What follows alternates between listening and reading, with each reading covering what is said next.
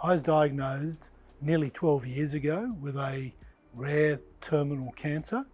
It's fair to say that I wouldn't be alive today if it wasn't for the research that was undertaken and the patients that participated in that research 10, 15, 20 years ago.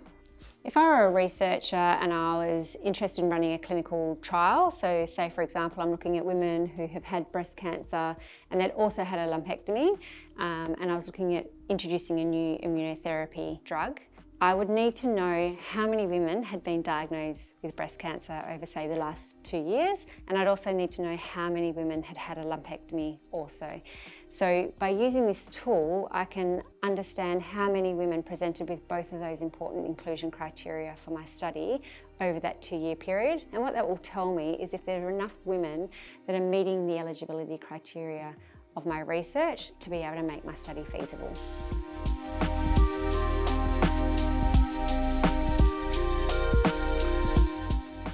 It was really important for us to be able to provide researchers with the right type of data at the right time.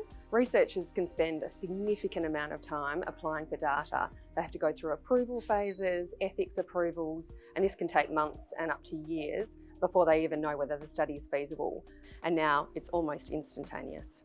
We have had such a positive reaction from researchers. They actually can't believe how much time and money SampleScope is going to save them. To fail early is to fail cheaply. It's not just a case of scarce resources to fund research, but it's also the case that you're preventing skilled researchers from wasting their time. If the data is not there to assist them in their applications or their research, then they should know that as early as possible.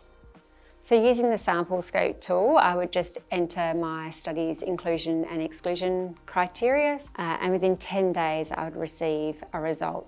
And that's really useful information because it just gives me a heads up as to whether I should progress with my research.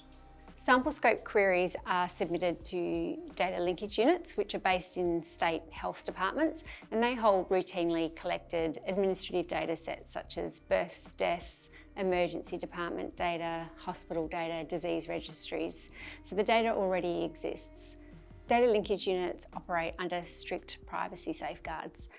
After vetting the research, as well as the researchers, the data linkage units then run the query and they provide only a single number to the researcher. This means that researchers never receive identifying information, and it also means that patients' personal information remains protected. It's not even a question of being de-identified. This is access to data across many government databases, and it just gives you that empirical number. So I think patients should be quite relaxed with that information being made available to researchers. SampleScope helps researchers with the planning of their studies and their study design. And for patients, it actually means that they're more likely to be able to participate in really potentially life-changing clinical trials.